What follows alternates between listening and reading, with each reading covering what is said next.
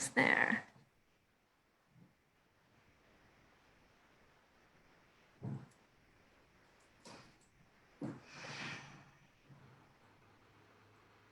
Okay. I'm going to, okay, we're good to go. All right. So, welcome to the Matheson Museum. We are so excited to have you here and to be able to share our programs with you in using whatever means we possibly can to get our programs to you. That has been our #1 goal, and we're thrilled to be announcing this first lecture in our speaker series for the fall. We will have an introduction in just a moment, but I just wanted to tell you that we are working hard here at the Matheson. We may be closed to the public, but we are doing a lot of work inside, taking care of our collections, taking care of things that we don't often have a chance to stop and take care of. So despite this void that we feel without your presence, we're doing what we can to make ourselves ready for when our doors will be open. Until then, I'd like to tell you that this series will continue next month. We will have Sylvie Herrick here doing a very fascinating neon display, which will be installed on the outside of our buildings. Later in October, Janessa Martin will be here, who wrote the poetry that will form the words in neon. So we'll have both the artist and the poet. In November, we have the poet laureate of Alachua County, Stanley Richardson, with us. And in December, we've got Lizzie Jenkins from the Rosewood Foundation. So it's going to be a great fall. And let me just say thank you so much to Dr. Susan MacManus for joining us today and sharing her words with us. Thank you very much. Thank you for having me. All right. So we would also like to thank our partners for this event, the UF Bob Graham Center for Public Service, Kim Barton and the Alachua County Supervisor of Elections Office, and the League of Women Voters of Alachua County. This program has also been sponsored in part by Visit Gainesville, Alachua County, Florida, and by the Department of State, Division of Cultural Affairs, the Florida Council of the Arts and Culture, and the state of Florida. So just a little bit of logistics before we get started. Dr. MacManus will be sharing her presentation for the beginning of this program. And then at the end, we'll have a question and answer session. So if you're watching on Zoom, you can use the Q&A button. It should be at the bottom of your screen. And you can type in your questions there, and we'll be able to ask those at the end of the program. And if you are watching this on Facebook, I will be monitoring the comments on the live stream. So if you have a question from Facebook, go ahead and put it in the comments, and I will try and get those to Dr. MacManus as well. And then at the end of the program, tomorrow afternoon, you'll be getting, those of you who registered with Zoom will be getting a follow-up email that has a brief 4-question survey to give us your feedback on what you thought about this program and what you would like to see in the future. So if you could respond to those, that would be really helpful. So without any further ado, I'm going to turn it over to Dr. MacManus. Well, thank you so much. What an incredible year this is, and what a perfect time to really revisit the topic of the emergence of women trailblazers, particularly women of color. This is from work that I did for a book, Minority Trailblazers, that was published by the University Press of Florida, and I cannot go one step further without mentioning my dear friend, Dr. David Colburn, who was the editor of the series, and I miss him dearly. He was a wonderful mentor and taught me so much about history and such an inspiration. One of the reasons that I want to focus just on the women instead of women and men, the book is on both, is because this is the 100th year of women earning the right to vote. And it was a very long, arduous struggle, but it was successful. There were things about it in early histories that we now look back and say we could have done a lot better job. And one of the things that we know was left out of many of the early histories was the role of Black women in the suffrage movement. And the same is true of Latinos, and the same is true of Chinese and Asian Americans out in California. So it's really important that we now look at how significant the gains of women in politics and women of color in elective office have occurred in this state. It's been kind of a slow process, but the punchline at the end is you're going to be surprised at how many women of color are actually running for office in 2020. The tactics that women used to gain rights, voting rights over the years, if you look at the list here, it doesn't look very much different from the position that we're in right now and the techniques that people use to get their message across and get better representation in the halls of their governmental units. But I'm particularly interested in focusing on the last two here, which is those who take a risk when no one else has run for the office that they have and won the office that they are seeking. As we're going to see, sometimes it takes several runs. Sometimes it's a person's first run out of the gate and she wins. But the stories of the trailblazers in Florida are so diverse and so interesting. And I must apologize. I'm going to have to go through them very quickly because there's a lot of them. But I would ask you as you're looking here to sort of focus on some of the things that we know in my interviews with these women have been what they attribute to the reasons why they ran for office. Some of them were the historical times, the civil rights movement of the 60s, the women's movement of the 70s, the influx of immigrants from South America and Cuba and other places in the 80s. And you also see issues of discrimination that are just so egregious that people finally say, I've had enough of this, I'm going to run for office. And of course, the numbers game matters a lot. Changing demographics, more people moving in from a constituency that you think you would better represent than persons in office, and the growing clout as numbers increase of racial and ethnic groups. And by the way, over 1/3 of Florida's registered voters now are women and men of color. And it's really one of the things that distinguishes Florida from some other states. And throughout this little presentation, you're going to see the very strong role of people who have encouraged people to run and strong mentors.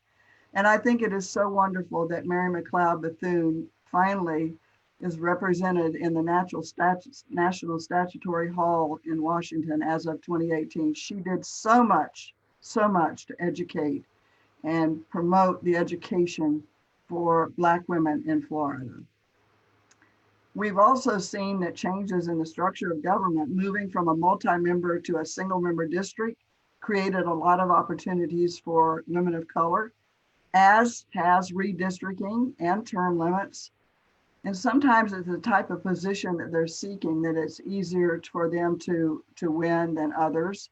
And sometimes they have a good edge in winning an election, or they get there first by somebody's resignation or somebody unfortunately's death, and it creates open seats. Political reasons are obviously another driver, and they all mention these, the party competition. Sometimes these women who ran were offended by the media's coverage of minority candidates. Other times they were very laudatory and said that made a difference. It was very, very contextual. Many times there was discontent with policies and issues of the day. For example, now you see a lot of the discontent among women of color over things like social justice and gun laws and so forth. Racial pride matters, block voting, cohesion. You're going to see, particularly among Hispanics, a strong sense of country of origin and pride that often carries over into their voting behavior. And in many places, a group is not big enough and people have had to carve out multiracial and ethnic coalitions. And some were very successfully elected because of that. And finally, we know that the candidate themselves and their qualities make a lot of difference. Stamina, empathy, hard work, determination, all of those things we see inherent in these candidates. And the intersection, which is now a big term, intersectionality of gender and race, is very powerful in the successes of these women, as is candidate networks. And that's organizational, and for Blacks, it's Black sororities, and for others, it's churches, others, it's PTA, a lot. But what really happened here is that it was a combination of all these things. It wasn't just one of these push factors that push these women to be risk takers and trailblazers. I'd like to start first with someone that a lot of people don't know about, Betty Mae Tiger Jumper. And I call your attention at the bottom of the screen here. It shows the year in which this person ascended to this position. She was the first woman and only woman chair of the Tribal Council of the Seminole Tribe of Florida, and the first woman to head any Native American tribe in the US. You're going to see a lot of firsts, not only first in Florida, but some of our firsts are first nationally. She is one. It was interesting because she was half Caucasian and half Seminole. She couldn't go to high school in Florida because there were segregated schools. She couldn't go to a Black school or a white school. She talked her mother into sending her to an Indian school in North Carolina, brought skills back in nursing, created the first Indian health clinic, and wrote books and so on. She passed away in, I think it was 2011, but what a legacy she left. I'd like to look now at the trailblazers in the Florida legislature. Sometimes this is where people start their, careers. Others, they've gone from local to state. But anyway, we'll start with the House of Representatives. You all know this name, Gwendolyn Sawyer Cherry, Gwen Cherry. This is my favorite quote from interviews that I've read about her. She was deceased before I wrote the book. Unfortunately did not get to interview her, but others did. This is my favorite quote. It certainly represents hers. She was a very strong-willed woman. She was taught at FAMU Law School, first Black woman to practice law in Miami-Dade County, active in NAACP, the ACLU, and the Urban League. First, Black president of, state president of NOW, and the state head of the National Women's Political Caucus. Her legacy, she introduced the bill to ratify the federal ERA. It would take over many, many years before that came true. But I think one of the things that she was very interested in was the plight of poor Black women in the legal system. And she's also the first that talked about and tried to encourage other Black women to run, because she said it's easier for Black women to run than Black men, something that we're seeing more today. She was so insightful to see that. And you're going to see several of the trailblazers who went to FAMU say that she was the one that made a difference in their lives and opened their eyes to the possibility of running for office, Gwen Cherry. Ileana Ros was the first Cuban Republican woman elected to the Florida House in 1982. She was born in Cuba, and she came here at a very early age and learned English by watching the soap operas, watching television. Her mother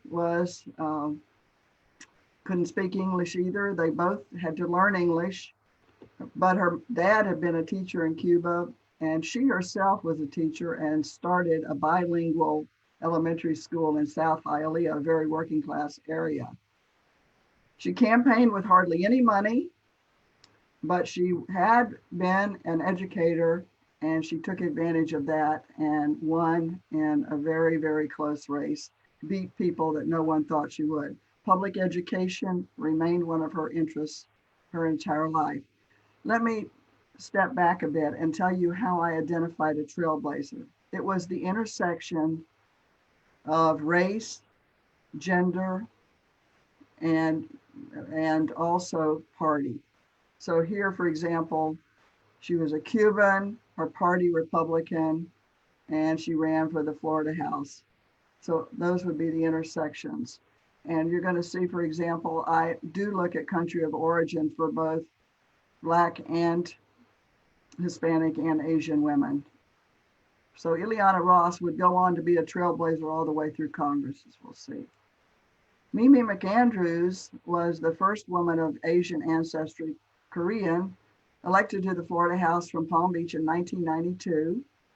And she actually got her start, I love it, as a college professor. I love it because she got her start in politics as an undergraduate at Florida Atlantic University, where she started the Young Democrats. She ended up working in Lois Frankel's campaign when Lois decided to run for another position. Then she ran for that position. And really, it's very interesting. She said she wasn't aware until after it was over with how much her ancestry mattered, because she got inquiries and commendations and articles written about her all over the country, all from Korean communities all over the country. But what she was really interested in was sudden infant death syndrome. She did a lot on that front. And she had a lot of seniors in the district, but her passion was, again, being a freshman legislator. She said that she just wanted to show that she could do it because there was a lot of doubt. So good for her. Annie Betancourt was also the first, well, she was the first Cuban Democratic woman elected to the House. We're going in chronological order here, 1994. She said that she's a product of the women's movement. She works at a university and she, again, very, very committed to education, always thinking ahead. My favorite story about Annie was she was born in Cuba, and 13 years old, she was here in America watching the JFK Nixon debate in Miami Beach Hotel, and she just couldn't understand how Americans could have a choice about their leadership. She became a naturalized citizen in 1972, and for you League of Women Voters members out here, she recalls specifically that she was first asked to register by a member of the League of Women Voters, and she ultimately became the state president. She served on a lot of committees that were related to water management, ahead of her time on the environment, but also always involved in women's issues. Frederica Wilson is famous for these hats. Her hats stem from her heritage. When I interviewed her, she told me that her grandmother was from the Bahamas, and she has the hats, and this has been and was Frederica's trademark for such a very long time. She was by occupation a teacher and an elementary school principal, and she first entered politics by running for the school board. And she talked about, when I spoke with her, about her father being attacked by the Ku Klux Klan in Texas, and they moved to Tallahassee and then to Miami. And he was very active in civil rights, and she said that she was really pleased when he could come to her swearing in Tallahassee. There were two things that she passed that are memorable. One was that anyone who was leaving prison must be tested for HIV/AIDS. And she also got a bill passed that made it illegal for a prison rape to be defended as consensual. She too was a trailblazer that went all the way through to Congress. Susan Bucher was the first Mexican-American woman elected to the Florida House. She actually got her start in urban politics as a planner in the Palm Beach County land use for the village of Palm Springs, and later an administrator for the CRA, the Community Redevelopment. She ended up then as a legislative assistant to Representative Healy, who taught her so much. And then he resigned and she took his position. So very, very interesting. She said she had a very large Jewish contingency in her district, and she didn't even think about the fact that she was making history with her heritage until after it was over and newspapers started describing her as the first Mexican-American to be elected. Her passion, again, transportation, economic development, health, and education. Yolly Roberson was the first Haitian woman elected to the Florida House, 2002, from Miami. She came immigrated to Boston, where she went to school, and her first encounter with politics. And when I spoke with her, she still had the original clipping that she had gotten out of a newspaper from Martin Luther King's speech. And she looked at that and learned English and got so inspired by that. It was some persecution of Haitians in Miami that drew her to leave Boston and move down. By that time, she had become a lawyer, to move down to the area to help these poor individuals who really were being trampled upon. And she was the one who introduced the DREAM Act in the Florida legislature. She also talked about something else that we see is often some tensions depending upon one's heritage. She spoke of some tensions often between Caribbean Black women and American-born Black women, even going into her legislative experience. But it's something that many scholars have written about, but she experienced it and she didn't let it stop her. And I think that this quote is very indicative of a theme of her service in the legislature. Jennifer Carroll, first Black Republican woman elected to the Florida House. I love her story. She was a naval officer, an admiral's aide, and she was stationed in Jacksonville and sent out to be the liaison to people in the community.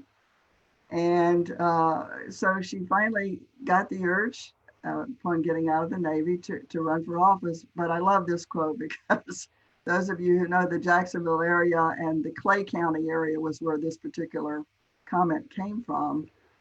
She said that the Republican campaign experts told her she would never be able to win that seat because rednecks wouldn't vote for a Black female in Northeast Florida. But they would vote for a Black military officer and someone who would go door to door and often go talk to their groups and communities. And as you know, she is ascended to lieutenant governor. Hazel Rogers, first Jamaican elected to the House. Now we're already to 2008 before this happened. But she got her start in city government and as a realtor. And she was running from an area that was very multiracial and ethnic and knew that she had to build a coalition to win office there, which she did. And she got talked into running by another legislator, but she was afraid to go to Tallahassee. Her first flight, she said she just didn't think she was going to ever make it, but she did. And obviously she was able to speak a lot of languages. I think she is the epitome of someone who can build a coalition because you have to. And in realty, you had to deal with all kinds of people if you wanted to sell property. Ana Rivas Logan was the first woman from Nicaragua to be elected to the Florida House, a Republican, in 2010, just 10 years ago. She came under a lot of attack by opponents because of the fact that she wasn't from Cuba. There was a little bit of that country of origin tension in the area. She also had to live through some disparaging, very demeaning characterization of her life as a single woman or a divorced woman. And she overcame that because she had a lot of contacts. Her career was the education arena. She was a computer engineer and taught school for years. And she was able to overcome all those rumors because people that knew her simply didn't believe them. And women voters surely didn't. The latest electee in the chain of trailblazers to the Florida House, many of you know Anna Eskamani, first Iranian American to be elected, 2018. And it was very interesting. She is the daughter of Iranian immigrants and strong advocate for LGBTQ rights. She was for a number of years the public affairs director at Planned Parenthood. And she pointed to two things as things that really helped her get elected. One was that extensive experience with taking constituents up to legislators to talk about what they needed to do to help them. And she got that experience in talking with legislators. But, and this is another thing as a professor, I'm very, very happy about. She said it was her AP high school government teacher that convinced her to move from the performing arts to run for office and to be involved in politics. So good for her teacher. We'll move now to the Florida Senate. This is a smaller chamber, 40. The House is 120 members, the Senate 40. This is a name that's very well known to everyone that studies minority politics and trailblazers in our state. Carrie Meek was the first African-American woman elected to the Florida Senate in 1982, and she had served in the House in 1978. She just wasn't the first there. She actually pointed to the fact that she grew up in Tallahassee, and when she was there, it was very ironic that the only people that could get into the Capitol when she was young were people who were working as sort of cleanup crew. But in talking with her, and it was one of the most enjoyable interviews I had, I was so honored to be able to speak with her in her home. And she said, when I asked her about being first, that she really wasn't wanting the attention there because she really thought that she shouldn't have been first, or should have been a lot before her. But what a legacy. And she too pointed back to Win Cherry as being instrumental in her career and running for office. Always been interested in education. She was an educator. She taught at Bethune-Cookman, and she taught in other places. Education, always a top priority for Carrie Meek. And I have to say one more thing about her. She also understood politics, and she understood the role of redistricting. And it was while she was in the House that she helped the redistricting that was going on in the Senate here. Redistricting was happening in 1982 and so forth. And the House Speaker said about her that Carrie Meek was one of the 6 most powerful voices in the whole House. And she was powerful in getting districts drawn that Blacks could be elected from, and constantly referring back to the Voting Rights Act of 1965 and renewed several times thereafter, and the Civil Rights Act of 1964. Ileana comes back again. She's married this time. She married when she was in the House. She married her partner, Leighton, and I love this picture. I have to just point to it. This was pre-cell phones. She had to literally take a phone and run out of a hearing room to be able to take a call from a constituency. She was always one that would be, and I think a lot of it came from her educational background, she would always say that she wanted to hear both sides of the argument. She had that reputation. She carried it from the House to the Senate, and then ultimately to the US Congress. Frederica also moved up to the Senate, and she continued her interest in prison rights for women. And this was one of the things that really represents a calling for her. She was very disgusted with the fact that women in prison were imprisoned miles away from where their families were, and they could not visit them. And there were some, I think 1,000 people in North Florida, women that were transferred back into the Miami area where their relatives could go visit. This was a passion of hers that she worked hard to achieve, and we're all grateful for it. Annette Taddeo, 2017, the first Latina and Colombian Democrat elected to the Florida Senate. A hashtag generation, that's why I put that, hashtag just bringing the voice of the people. She ran 4 times before she won this seat. And she said that she was very empowered by and the experiences that she had. She likened it to a marathon until she finally won. But she said every step of the way, she learned something that was so significant to winning and how to campaign, that it was worth it. So she is going up the ladder, as you might imagine. She's outspoken. She too had to put together a coalition in the area that she ran from. And again, her experiences at the time, she recognized that the African-American population in her district was very important too. And she visited those areas as much as reaching out to the Latin community and Hispanic community. So now we go quickly to the executive branch. We don't have a lot of successes here yet, even though we do at the moment have the first majority female Florida cabinet. It's just no woman of color is on it, but that will come. Jennifer Carroll was, again, the first Black and first woman elected Lieutenant Governor of Florida. She ran as the Lieutenant Governor candidate, the Scott Carroll ticket, and she said it wasn't until after the election that she really thought so much about her race and what that meant and how she had to work hard to pave the way for somebody behind her. She said what really caught her attention was the outpouring of congratulatory notes from Democratic and Republican men of color and women of color. She said it was a terrific learning experience. She's now, by the way, a political commentator on a TV station in Jacksonville.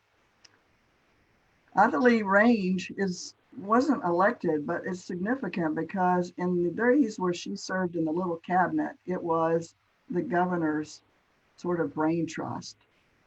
She grew up a single mom with a lot of children. Her husband died and left her running a funeral home, which, if you know much about the history of Black politics, funeral homes are very important, and churches, often places where Blacks could gather and politic and talk things when they didn't want outside intervention. But she also got involved and was appointed to the first Black woman appointed to the City Commission of Miami, and housing became her passion. And at the time, though, that she was in this position, she was the highest paid state woman in politics. Now to the Florida Supreme Court. Rosemary Barkett, who's now on the International Court in The Hague, who she called me and I interviewed her. It was just so nice of her. But I think that her background is so interesting in light of how Florida and the country is evolving into a multicultural, multiracial society. She came from a tricultural background. Her parents were Arab Americans, but she grew up in Mexico. And she said the experiences gave her such an appreciation of the world as a whole. She also said that children and women's equity were her key issues from the time she took the bench. Governor Graham appointed her. And she also became the first female Chief Justice in '92, and then went on to federal court and then to the International Court. Peggy Quince has two very important firsts. Not only was she the first African-American woman appointed to the Supreme Court by two governors, and formerly by Governor Bucher, but she was the first African-American woman elected to a statewide office in Florida, because if you are elected to through a retention election, you're elected to statewide. So she became the first African-American woman elected to a statewide office. And then as Chief Justice, she became the first Black woman head of a branch of government, the judiciary, which is the role of the Supreme Court Justice. And her comment here was so insightful because she's actually written books about the history of Black judges and lawyers in Florida. And says you can't really judge a book by its cover. How true. The most recent woman to the court, Barbara Lagoa from Miami, again, first Cuban and first Hispanic woman appointed to the court by Governor DeSantis. Didn't stay long. Already in the U.S. Court of Appeals, the 11th Circuit, appointed by selected by Trump but confirmed by the Senate the same year. And there's already talk of her possibly being on the president's short list for the Supreme Court if there should be a vacancy. That was sort of talked about in the news of late. Very, very impassioned about her history and her commitment to rule of law. I think the key here, unlike the country her parents fled, we are a nation of laws. She went to law school at Columbia University, went through the appeals courts, different appointments, the first all the way up the line in terms of Hispanic women in the judiciary. So finally here, US Congress, Ileana ends up the US Congress, first Cuban American and first Hispanic woman.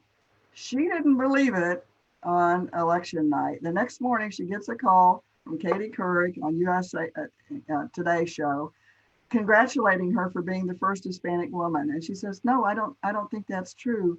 And Katie Couric said to her, yes, we have great researchers at NBC. Yes, you are the first Hispanic elected. Terrific fighting for human rights. Her son is transgender. She's always been a passionate protector of immigrant and LGBTQ rights and human rights in general. An educator again. Carrie Meek, she and the next trailblazer, Corrine Brown, were both advanced from the Senate to the Congress because of redistricting. And when I was talking with her, and Corrine was with me, the three of us were in Carrie Meek's living room, and she said, you know, we had to stick together, she and Corrine. He said there just weren't a lot of Black women in Congress, and so she said we had to really look out for each other, and we taught each other. And she too remained forever committed to the educating and paving the way for other women of color. And Corrine, right back again to Gwen Sawyer Cherry, was her teacher at FAMU. And I love her statement. She said she saw something in me and she thought I should run for office. Such a common theme through all of these trailblazers. Thankful for somebody who had encouragement and saw something in them that no one else did. And the commitment to have to, not to have to, but the commitment of the need to carry on and pass forward the experiences to the next generations. Frederica too talks about the importance of having women in Congress and her strong faith in God, and she also unbending love for children and mothers, as we've talked about earlier. The newest, we have two new trailblazers, Stephanie Murray, 2016, first Vietnamese American elected to the US Congress, was formerly in the Defense Department, but also a college teacher. And ultimately, when the Pulse nightclub situation broke out, shootings, she had already started dabbling and being active in local Democratic politics. And it was the Pulse nightclub shooting that pushed her in the direction of running. And there again, she had some stiff competition, but her hard work and her commitment and her enlightened views of immigration and how to work across the aisle have benefited her even to this day in her ability to get legislation that she sponsors in Congress passed. The newest one, Debbie McCarsell Powell, District 26, Congressional District 26, just elected in 2018, got a tough re-election campaign going on right now. But she, like so many of the others, talked about her childhood coming to this country with her mother and sisters because of terror that was going on in Ecuador, and coming over here. And some of the things that happened made her committed to seeking office. And again, no one thought she could run. And she ran against someone and had an opportunity. because of the activities of other people before her in the position. And she flipped a seat that no one thought was flippable. And she did it as an Ecuadorian American and not a Cuban. She was running against a Cuban. I think the thing I like most about her as sort of a segue to the close of this presentation is that she, besides focusing on gun safety, because her father was a victim of gun violence in Ecuador, and immigration, she's also interested in climate change, which is a big issue for Florida. But what she's into right now, and I think is so important, the passing it forward, she and other members of her freshman class all have young kids, and they have sort of bonded together, and they're in the process now of trying to create materials and conversations to encourage other women with young children to not let that be a deterrent to them running for Congress. And so these women are banding together and coming up with ways when they talk to groups and so forth to say to these women with kids, don't wait till your kids are grown. Here's how we've managed it. We have young children. What a legacy there. So in closing here, you'll see that there's some common threads: education, education, education. All had college educations. 13 of these trailblazers attended community colleges, often a place where people who were inexperienced or didn't have the money to go to a four-year college would go there. Blacks, a lot of FAMU grads. The HCBUs are still an important pipeline for Black women and men going into politics. Hispanics, University of Miami and FIU, also exhibitive of the universities serving the area, which is a large concentration of Hispanics. 13 of them have been an educator at some point in their career, and 4 of them said point blank, the whole reason that I ran, I can trace back to a teacher at some level. So in closing here, Florida is one of the nation's most important politically immigrant magnet states. And you can see how many of these trailblazers were born outside the US, how many had parents, so they'd be first generation parents born outside the US, and grandparents. What a story about opportunity, but what a story about the importance of these people willing to take a risk, often without a lot of money, often with minimal support from the parties, and taking a run, and then so much passing it on to others. So now we're in 2020, and let's just see how much these women have made a difference in our landscape of who's running for office in 2020. Women in Florida are currently 52% of the electorate. They've been the majority for quite some time. You do know here that there's a growing number of people who are not wanting to define gender in binary terms. Around 3%, a lot of those are young women, and when we do some crosstabs. But this is also very significant on the heels of what we've just looked at. Look at the gender gap in registration between men and women among Blacks, Hispanics, and Asians. Terrific difference. This helps you understand why the comment has come true that Gwen Cherry said so long ago that Black women have a better shot of winning office than Black men. And now we're seeing Latinos and Asians also coming into the picture. But you also might ask yourself, well, why this big gender gap in 2020? Here's the answer. Because it's women of color and women in general who are a majority of people going to college these days. And the gap of university and college students from a gender perspective is widest among people of color. And this gives an example of how diverse now our candidacy fields. These are people who ran for this last primary in August, Congress, the state Senate, the state House. And you see that just 53% of the candidates were white. all the rest were people of color, women of color. And look at the backgrounds are now expanding. And when we look to the general election, of the 177 that ran, and some ran against each other, obviously, the number now is down to around 130, 131 women that are still in competition in this general election, 40% women of color.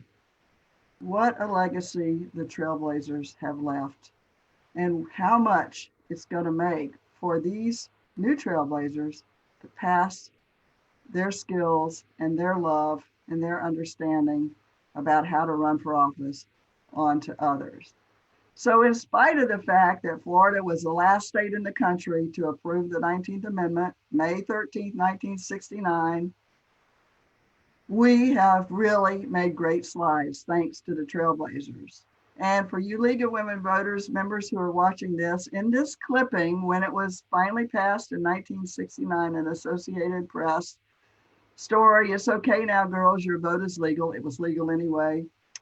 But they passed it finally as a tribute to the League of Women Voters for their 30th anniversary in Florida.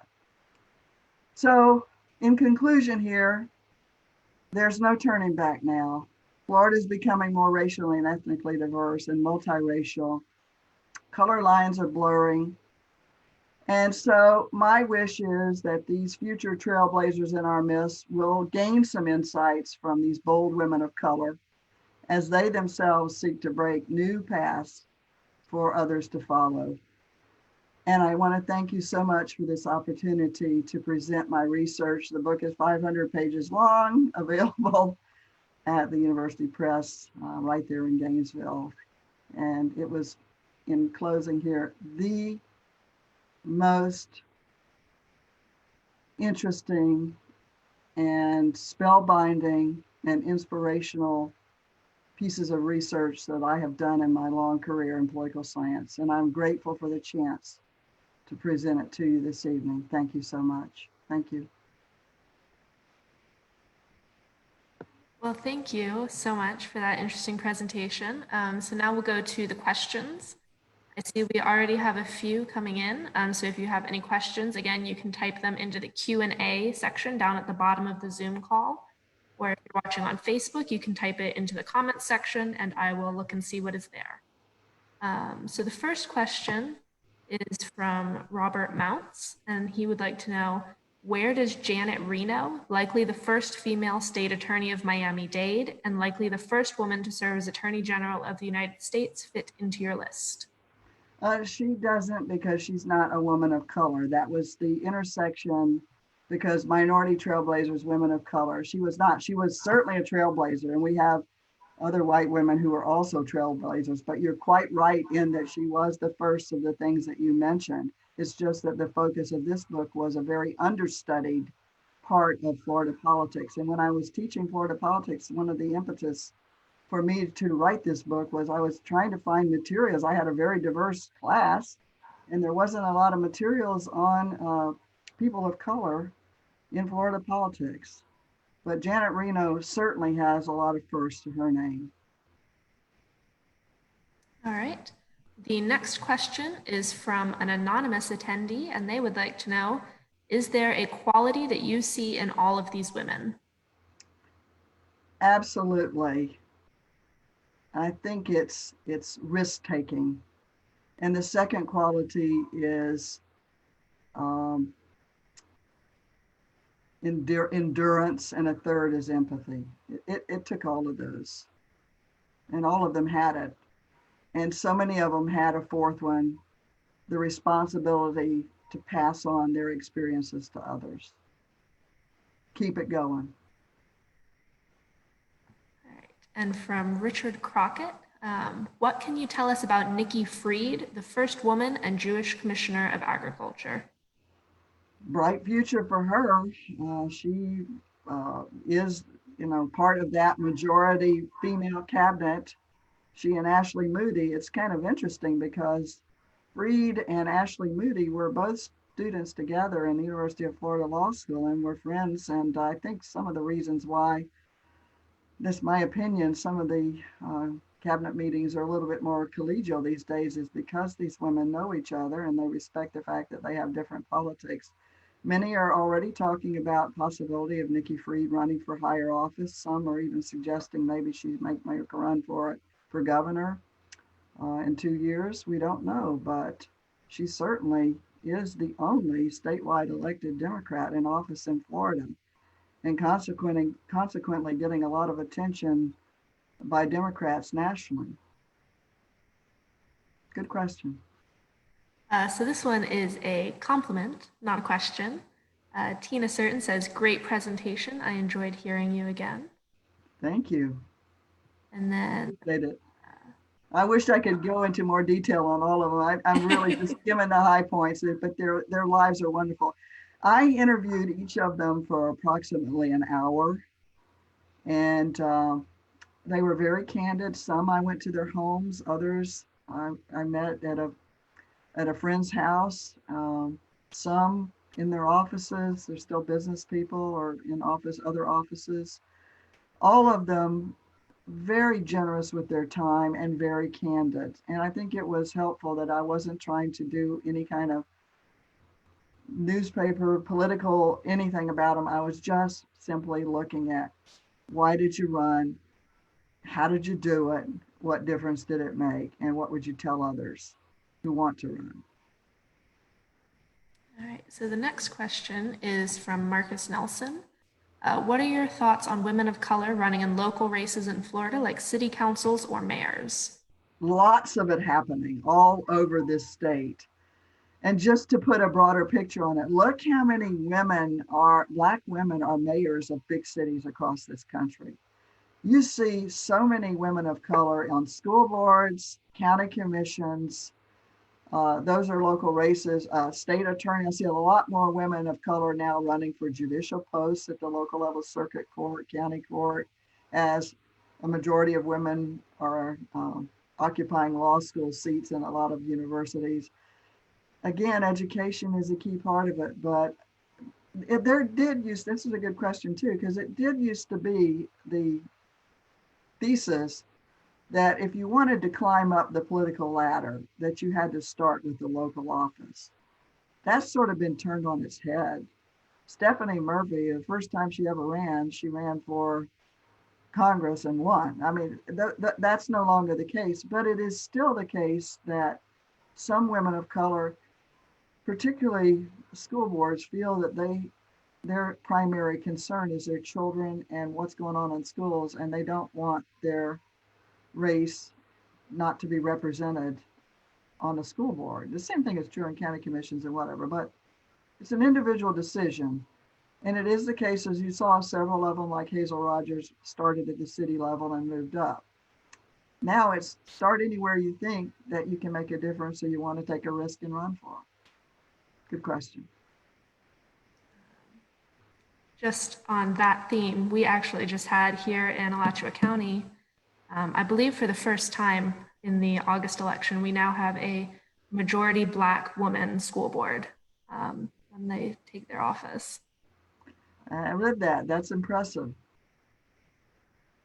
And you see that a lot more diversity in university towns too. And again, the composition of university student body is more diverse than from students of color. You see that the women of color are a larger share of the students. So we have from Tina, it appears to me the discrepancy between men and women in politics is directly a result of the enormous amount of men in the Florida prison system. Absolutely. And this is one of the troubling things. And this is why people like Frederica Wilson and several other of these Black women have been fighting so hard for criminal justice reform.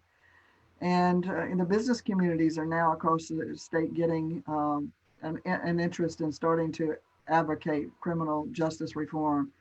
But yes, and it's certainly the case. And there's that huge gap because Black men are incarcerated at a higher rate, and very few of them that are incarcerated even make it out of high school. It's a very big and important issue, huge in Florida.